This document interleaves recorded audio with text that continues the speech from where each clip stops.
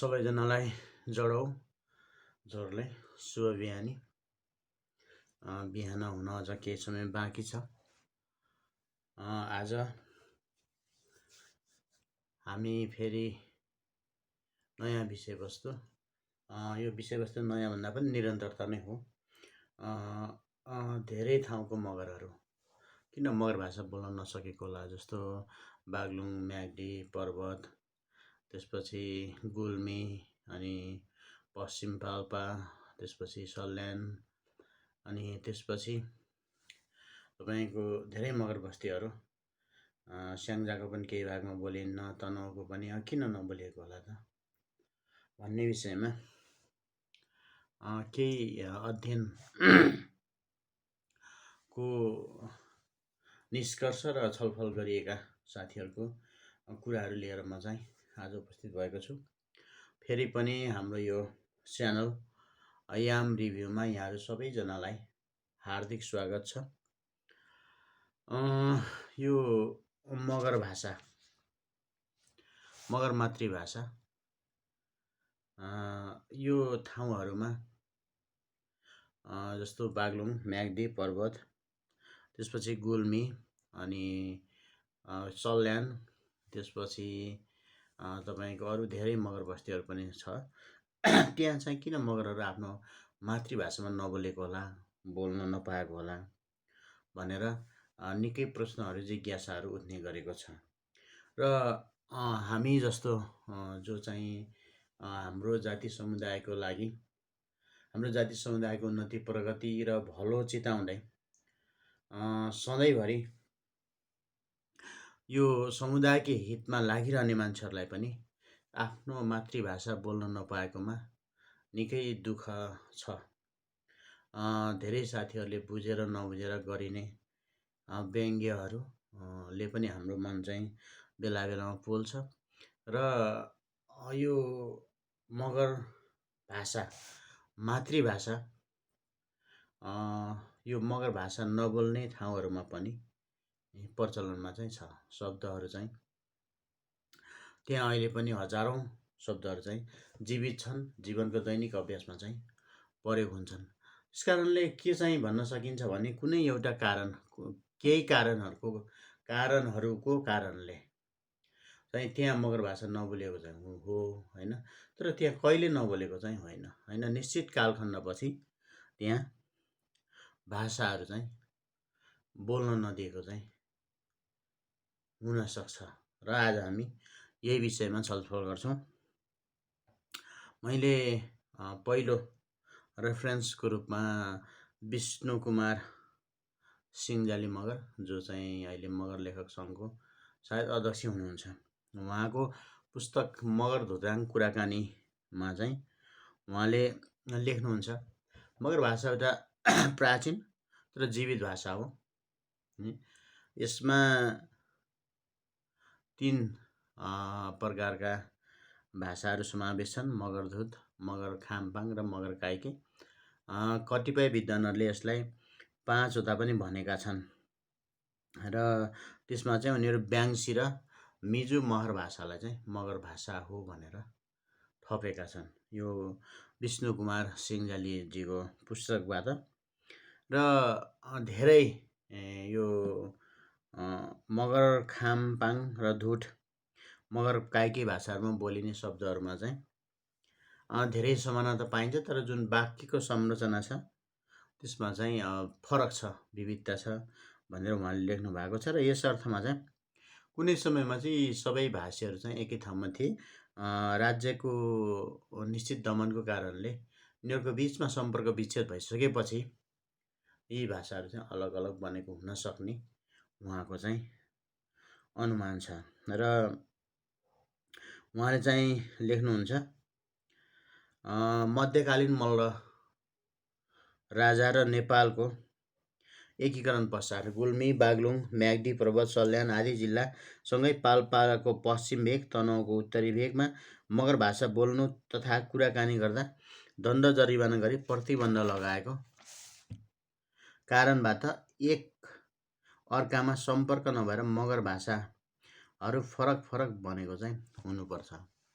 हजुर, यो हाम्रो बसाइको हामी यो बागलुङ, म्याग्दी होइन, गुल्मी यो चाहिँ के छ भने मझधारमा छ, बिचमा छ। पश्चिमतिर पनि बोल्नुहुन्छ र यता पूर्वतिर दक्षिणतिर पनि बोल्नुहुन्छ। त्यस कारणले यो बिचमा चाहिँ यो मल्ल राजकालमा अलि दमन भएको हुनसक्छ र त्यो दमन भएको हुनसक्ने कुरालाई तपाईँको सहयोग पुग्ने गरी मैले यसभन्दा अगाडि यानी मया भाका लयको गीत र एउटा लोक आख्यान जो चाहिँ मैले हाम्रो बाबुबाजेबाट सुने, त्यो कुरा मैले अगाडिको भिडियोमा राखिसकेको छु। त्यस कारणले दमन भएको भन्ने कुरामा अब शङ्का रहेन। शङ्का के मात्रै हो भने त्यसको प्रमाणहरू चाहिँ सबै नष्ट गरियो होइन। प्रमाण नष्ट गर्नमा पनि एउटा कारणले चाहिँ एउटा कुराले चाहिँ अलिक भूमिका खेलेको जस्तो लाग्छ। यो पछि पण्डितहरू चाहिँ गाउँ गाउँमा विभिन्न योगी जोगीहरूको बिचमा प्रवेश गरिसकेपछि उनीहरूले चाहिँ यो जान्ने मान्छेहरूसँग भएको सामग्री चाहिँ सबै जलाउनुपर्छ वा चाहिँ गाडिदिनुपर्छ, लाससँगै गाडिदिनुपर्छ भन्ने खालको चाहिँ उनीहरूले त्यो कक्षा दिए, त्यो स्कुलिङ दिए र त्यस कारणले गर्दाखेरि धेरै हाम्रो ऐतिहासिक प्रमाणहरू चाहिँ मेटियो। तर अहिले पनि फोसिलको रूपमा चाहिँ अध्ययन गर्ने हो भने हाम्रो चिहानहरू चाहिँ होइन अहिले पनि छन्। अब कतिपय ठाउँमा त बाटो बनाउने भनेर अरू भौतिक संरचना बनाउने भनेर विकासे मान्छेहरूले त्यसलाई भड्काएका छन्, तर धेरै ठाउँमा चाहिँ अझै सुरक्षित छ। त्यसलाई त्यो खोलेर अध्ययन गर्ने हो भने धेरै कुरा चाहिँ बाहिर आउने सम्भावना छ। यो भाषाको मात्रै होइन, अन्य धेरै कुरा पनि, राजनीतिक घटनाक्रमहरू पनि। र अब उहाँको तर्क, विष्णु कुमार सिंहजालीजीको तर्क के छ भने यो तपाईँको उसमा मगर भाषा बोल्न नदिनुको मुख्य कारण चाहिँ यो आदिवासी जनजातिहरूको चाहिँ भाषा, संस्कार, संस्कृतिमाथि हस्तक्षेप गरेर राज्यले उनीहरूलाई कमजोर बनाएर आफूले उपयोग गर्न सक्ने जातिको रूपमा चाहिँ विकास गर्नु हो भनेर चाहिँ उहाँहरूले लेख्नुभएको छ। र उहाँको अर्को चाहिँ कुरा पनि के छ भने अब यो मगरहरू चाहिँ विशेष गरी खानीमा काम गर्ने, कृषि र पशुपालनमा काम गर्ने भएको कारणले त्यति बेलाको राज्यको मुख्य स्रोत आम्दानी चाहिँ अब यी क्षेत्रहरू नै हुन् र यी क्षेत्रहरूमा आफ्नो भाषा बोल्दाखेरि गोपनीयता रहने भएकोले राज्यलाई यिनीहरूले ठग्न सक्छन् होइन। यो अब खानीबाट आएको कुरा, कृषि पशुपालनबाट आएको कुरा चाहिँ यिनीहरूले आफ्नो समुदाय र आफ्नो हितको लागि प्रयोग गर्न सक्छन् भन्ने हिसाबले पनि यो भाषा बोल्न नदिएको हुनसक्छ भन्ने चाहिँ उहाँको भनाइ छ। उहाँ लेख्नुहुन्छ धेरै भाषाविदहरूको भनाइमा चाहिँ हालको नेपाली भनिने भाषामा चाहिँ मगर भाषाको शब्दहरू निकालिदिने हो भने यो चाहिँ निकै अपुरो बन्छ भनेर उहाँले लेख्नु भएको छ। र यो मगर भाषाको चाहिँ आफ्नै लिपि छ जसलाई अक्खारिका वा अक्खा लिपि भनिन्छ र यसमा चाहिँ यो मगर भाषामा चाहिँ लिङ्गभेद छैन।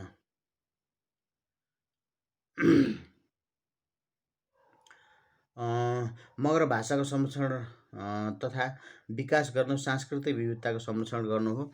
सांस्कृतिक विविधताले भावी पिँढीलाई इतिहास बुझ्ने मौका प्रदान गर्दछ र विज्ञानको विकास बुझ्नलाई समेत मद्दत गर्दछ भनेर विष्णु कुमार सिंहजालीजीले लेख्नु भएको छ। त्यसपछि म फेरि अर्को लेखकसँग पुग्छु। डाक्टर केशरजङ बराल मगरले पाल्पा, तनहुँ र स्याङ्जाका मगरहरूको संस्कृति भन्ने किताबमा चाहिँ मगर भाषालाई दक्षिण पूर्वी हिमाली भाषा अन्तर्गत वर्गीकरण गरिएको छ भनेर लेख्नु भएको छ। र उहाँको चाहिँ भाषाको च्याप्टर चाहिँ त्यति लामो छैन। उहाँले चाहिँ एउटा डाटा राख्नु भएको छ। डेटा चाहिँ छ जनगणना सन् 1952-54मा चाहिँ 2,72,780 जनाले चाहिँ मगर भाषा बोलेको रेकर्ड छ। त्यसै 1961मा चाहिँ 2,54,674 र 1971मा चाहिँ 2,88,381 जनाले बोलेको चाहिँ कुरा छ। त्यसपछि गलकुट खुवा क्षेत्रको मगर संस्कृति भन्ने पुस्तकमा डाक्टर मिन्सिरिस लेख्नुहुन्छ मानव समाजका भौतिक तथा आत्मिक गतिविधिहरूको सिलसिलामा प्राप्त ज्ञान तथा सम्पर्क बढाउने माध्यमको रूपमा भाषाको विकास भएको देखिन्छ। संसारभरि 6000 भन्दा बढी भाषा बोलिन्छन्। नेपाल जस्तो सानो देशमा पनि 123 भाषा बोलिने गरेको तथ्याङ्क छ। नेपालको जातीय जनसङ्ख्याको आधारमा तेस्रो ठुलो जनसङ्ख्या भएको मगर जातिमा 3 किसिमको भाषा बोलिएको पाइन्छ। मगर भाषा चीन तिब्बती परिवार अन्तर्गत पर्दछ। यस परिवारको तिब्बत बर्मेली महाशाखा अन्तर्गतको बोडेक शाखाभित्र पर्ने हिमाली उपशाखामा मगर भाषालाई राखिएको छ। राष्ट्रिय जनगणना 2068 का अनुसार नेपालको कुल जनसङ्ख्याको 3.7% मगर भाषा बोल्दछन्। कुल मगर जनसङ्ख्या 18,87,733 मध्ये जम्मा 8,16,434 43.74%ले मात्र मगर भाषा बोल्ने गरेका छन्। नेपालमा बोलिने 123 भाषामध्ये मगरधुत 8औं स्थानमा, मगरखाम 30औं स्थानमा र काइके 91औं स्थानमा छन्। यो चाहिँ गलकुट खुवा क्षेत्रको मगर संस्कृति विषयमा शोध विद्यावारिधि गर्नुभएका डाक्टर मिन सिरिसज्यूको शोधपत्रबाट परिमार्जित शोधपत्रबाट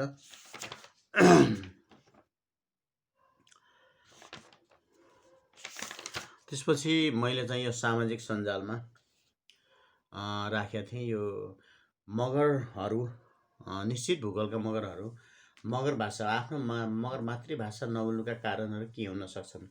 राज्यको दमन वा अन्य कारण। राज्यको दमन छ भने यहाँहरूले प्रमाण चाहिँ दिएर मलाई सहयोग गर्नुहोस् भनेर सामाजिक सञ्जालको मेसेन्जरमा मैले साथीहरूको बिचमा यो पठाएको थिएँ।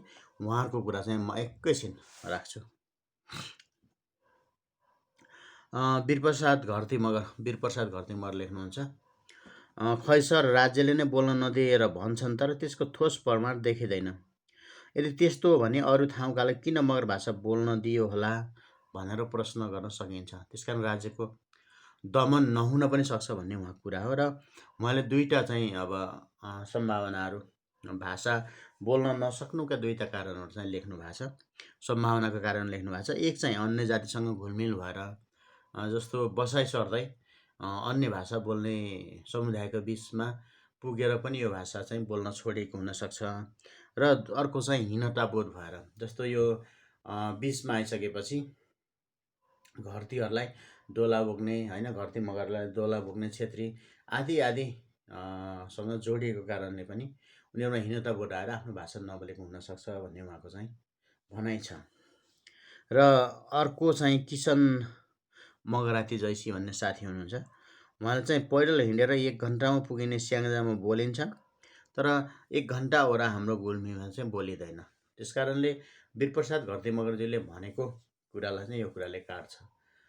किनभने त्यो 1 घन्टाको बिचमा त्यो भाषा बोल्नु र नबोल्नु पर्ने कुनै कारण चाहिँ अरू कारण चाहिँ देखिँदैन सिवाय राज्यको चाहिँ दमन। किनभने दुवै ठाउँमा मगर बस्ती छ, घना मगर बस्ती छ र त्यो पुरानो मगर बस्ती पनि हो। तर स्याङ्जामा बोलिन्छ र गुल्मीको त्यहाँ बोलिँदैन। त्यसको दूरी भनेको भौगोलिक दूरी भनेको जम्मा पैदल 1 घन्टा हो होइन। त्यसकारण यो यसमा चाहिँ यो राज्यको दमन हो कि भन्ने कुरा चाहिँ अलिक बलियो देखिन्छ। त्यसपछि रामजाली अशोकजीले लेख्नुहुन्छ, राज्यले निषेध गरेको भए गोर्खा तनहुँ स्याङ्जा पाल्पातिर नै बढी दमन हुनुपर्ने हो। किनभने पुरानो समयमा यतैतिर चाहिँ अलिक बढी विद्रोह भएको चाहिँ देखिन्छ। उता फेरि मगर भाषा नबोल्ने जिल्लाको मगरहरूमा टोन ठ्याक्कै मिल्छ। आज नबोले पनि पहिले बोल्थे भन्ने प्रमाण हो यो।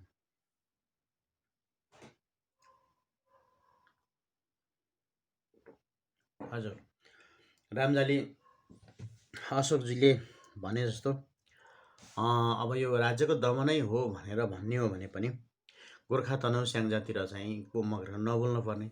किनभने पहिला चाहिँ धेरै विद्रोह चाहिँ यी जिल्लाहरूमा भएको देखिन्छ होइन।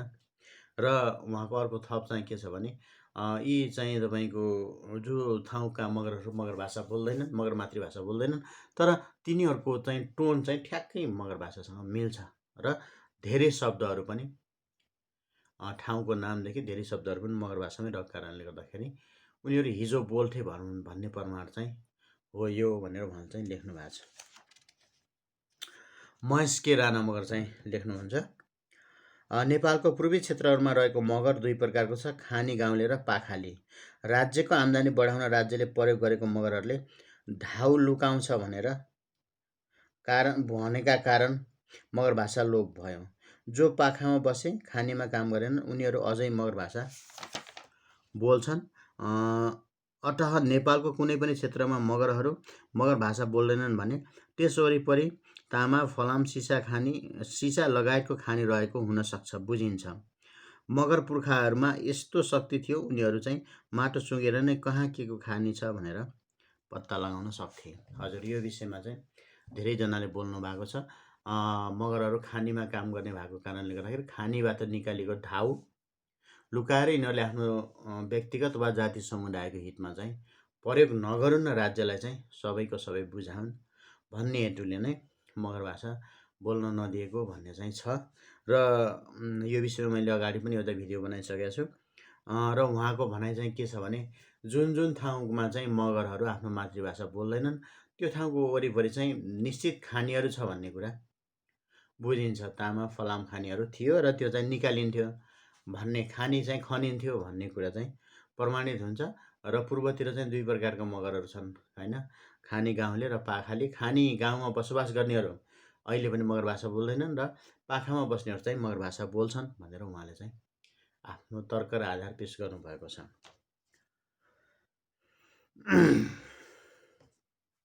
र उहाँले अर्को एउटा राजनीतिक कुरा पनि गर्नुभएको छ। अब नेपालमा कसैले खानी सञ्चालन गर्छ भने त्यसबाट हुने आम्दानी वा क्षतिपूर्ति चाहिँ पहिला मगरलाई दिनुपर्छ, मगर समुदायलाई भराउनुपर्छ र अबको राजनीति चाहिँ रणनीति यतातिर मोडिनुपर्छ भनेर उहाँले चाहिँ लेख्नु भएको छ। र खानीहरूमा चाहिँ मगरहरूको अग्राधिकार हुनुपर्छ, किनभने यो हिजोदेखि हाम्रो पुर्खाले मेहनत गरेर पाएको अधिकार हो भन्ने चाहिँ उहाँले लेख्नु भएको छ। चन्द्रप्रकाश बानिया सरलाई पनि मैले अनुरोध गरेको थिएँ। उहाँ चाहिँ हालसालै आफ्नो कृति महारानीबाट मदन पुरस्कारले पुरस्कृत हुनुभएको छ। उहाँले भिडियो मार्फत पनि हार्दिक बधाई भन्दै उहाँले पनि आफ्नो केही तर्कहरू चाहिँ प्रस्तुत गर्नुभएको छ। परमार त भेटिँदैन, तर ठुलो परिमाणमा मगर आबादी रहेको तत्कालीन पर्वत राज्यमा मगर भाषा मासिएको देखिन्छ। खस भाषाले गोर्खा भाषा बन्नु पूर्व पर्वते भाषा भन्ने नाम पाएको थियो, अर्थात् सिङ्जाली खस भाषा पर्वते भाषामा रूपान्तरित भयो। शासक समुदाय पर्वते भाषी र जनता मगर भाषी हुँदा राज्य सञ्चालनमै अप्ठ्यारो महसुस भएको हुन सक्छ। पर्वत राज्यमा मध्यान्तरतिर भाषा विकासको अभ्यास भएको साहित्री लेखिन थालेको देखिन्छ। त्यसैले तत्कालीन पर्वत राज्यले नै मगर भाषाको सार्वजनिक प्रयोगमा रोक लगाएको चाहिँ हुन सक्छ। उहाँले आफ्नो अध्ययनको गम्भीर पाटो चाहिँ उठाउनु भएको छ। नेपाली भाषा, जुन आज चाहिँ हामी नेपाली भाषा भन्छौँ, यो भाषाको धेरै विकास चाहिँ पर्वतमा भएको बुझिन्छ। र तत्कालीन पर्वत राज्य अन्तर्गतका म्याग्दी बागलुङका धेरै भूभागहरूमा, पर्वतका भूभागहरूमा यो भाषा नबोलिनुको अर्थ चाहिँ कारण चाहिँ यो हुन चाहिँ सक्छ, किनभने त्यो सिङ्जा उपत्यकाबाट पूर्वतिर आएको यो भाषा, खस भाषा पहिला चाहिँ पर्वते भाषा भनेर बुझिन्थ्यो र यसको भाषा, यो भाषा विकासमा पर्वतमा चाहिँ लामो काम भएको देखिन्छ।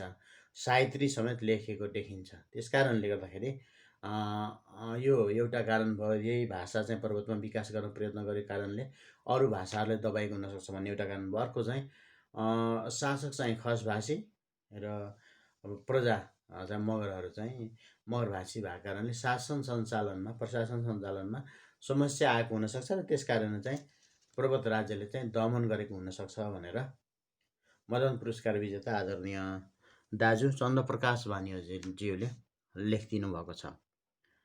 र बगाले मन मगर चाहिँ लेख्नुहुन्छ, प्युठानको मगरहरू मगर भाषा बोल्छन्, सल्यानको चाहिँ किन नबोलेको होला भनेर उहाँले लेख्नु भएको छ। र अर्को हुनुहुन्छ उदित थापा, खानी कर सरकारले 100% उठाउँथ्यो, मगर भाषा बोलेर कर छल्न सक्ने ठानी खानी गाउँमा मगर भाषा बोल्न प्रतिबन्ध लगाएको चाहिँ हुनसक्छ भनेर उहाँले पनि लेख्नु भएको छ। र यति कुरा गरिसकेपछि तपाईँको यो उसमा चाहिँ मगर भाषा बोल्न नसक्नुका केही कारणहरू चाहिँ अब मोटामोटी चाहिँ आए भन्ने मलाई लाग्छ। किनभने यो चाहिँ स्वाभाविक देखिन्छ, राज्य चाहिँ खस भाषीहरूले सञ्चालन गर्ने र प्रजाहरू चाहिँ अब मगरभाषी हुँदाखेरि त्यहाँ कन्ट्राडिक्सन, द्वन्द्व त उत्पन्न हुने भइहाल्यो होइन। त्यस कारणले चाहिँ उनीहरूले दमन गरेको चाहिँ हुनसक्छ र त्यसको कारणहरू चाहिँ यो खानीबाट निकालेको ढाउहरू लुकाउँछन् भन्ने, आफ्नो समुदायको हितमा, आफ्नो व्यक्तिगत हितमा चाहिँ प्रयोग गर्न सक्छन् भन्ने कुरा र अर्को चाहिँ यो राज्य सञ्चालनमा कानुन चाहिँ पालन गराउने सिलसिलामा भाषाको कारणले चाहिँ समस्या हुने भएर पनि यो चाहिँ दमन गरिएको हुनसक्छ भन्ने आधारले दिन सकियो। र हाम्रो अहिलेसम्मको घुमाइमा म नेपालको धेरै ठाउँ पुगेको छु। धेरै ठाउँमध्ये केही ठाउँमा चाहिँ हाम्रो बजै उमेरका मान्छेहरू चाहिँ अहिले पनि प्रष्ट नेपाली भाषा चाहिँ बुझ्दैनन्, बोल्दैनन् र हाम्रो बागलुङको पश्चिमतिर त धेरै ठाउँहरू त्यस्तो छ जहाँ चाहिँ अहिले पनि आजको दिनसम्म पनि ठ्याक्कै नेपाली चाहिँ बुझ्ने मान्छेहरू पनि कम बसेको ठाउँहरू पनि छ होइन। अहिले यो अब सञ्चारको सुविधाले अनेक कारणले स्कुलले त्यो चाहिँ अलिक बढी चाहिँ भएको चाहिँ होला, नत्र यो भाषा नबुझ्ने मान्छेहरू पनि अझै प्रशस्तै छन्। र अर्को मैले थोरै चाहिँ अब लिएको छु यो राष्ट्रभाषा भन्ने च्याप्टर चाहिँ माङ्गेना पुस्तकबाट, जसको लेखन चाहिँ युग पाठकले गर्नुभएको थियो। त्यहाँ एउटा सानो च्याप्टर छ राष्ट्रभाषा। त्यो विषयमा मैले टिपेको टिप्पणी चाहिँ छोटो रूपमा यहाँहरूलाई सुनाउन चाहन्छु। 2007 साल नेपालको इतिहासमा एक कोसे ढुङ्गा थियो। नेपाल खाल्डो यही बेलादेखि तुलनात्मक रूपमा खुला भयो। त्यति बेलासम्म उपत्यका प्रवेश गर्ने नाकामै राजधानी जाँच हुन्थ्यो। त्यसपछि त्यो नियम हट्यो, तर मधेसीका लागि त्यो पछिसम्म रह्यो। मधेसीलाई विदेशी नै ठानिन्थ्यो। 7 सालको परिवर्तनपछि राजनैतिक दलहरू खुला भए, त्यसैले पत्र पत्रिका र किताबको प्रकाशन ह्वात्तै बढ्यो।